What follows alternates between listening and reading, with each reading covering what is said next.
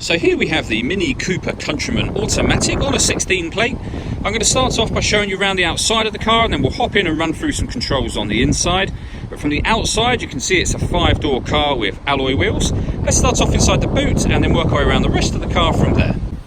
So as we approach the boot, you'll see we have reversing sensors, plenty of boot space along with those 3 individually folding rear seats should you wish to increase that space even further.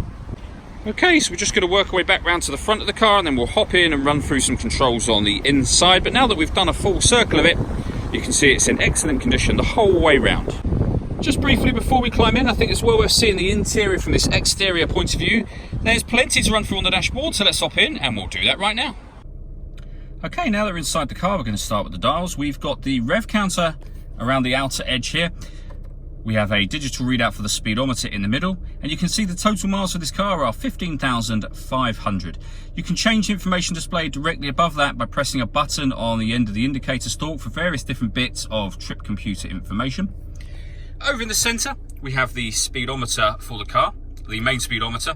So you've got the digital one and obviously this one as well. We have a fuel gauge just here.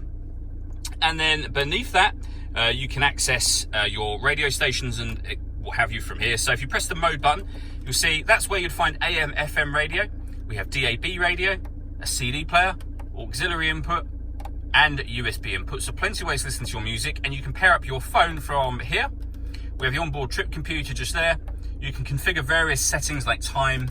You can have it in kilometers an hour rather than miles an hour, those sorts of things. That's all done under that section. And that bit there is for useful phone numbers for Mini. Below that, we have the CD player. We then have climate control. So first of all, we can turn it on by adjusting the fan speed upwards and then back downwards if you wish to. You can adjust the temperature, the direction you'd like the air to be distributed in. That button turns the air conditioning off or back on again. Or you can hit auto and the car will now maintain this temperature by taking full control of the fan speed, and you can override that whenever you wish to. Under that, we can turn off the traction control. We can lock the car doors from the outside, and this one does the front and rear fog lights. We have a 12-volt charging socket just there, and then the gear lever for the fully automatic gearbox. The button on the front there will just release it to whatever gear you want it in. All that leaves me to say is thank you for taking the time to watch this video. If you'd like to come and see the car in person and have a test drive, please feel free to call any of our MJA sites. We'd love to hear from you soon.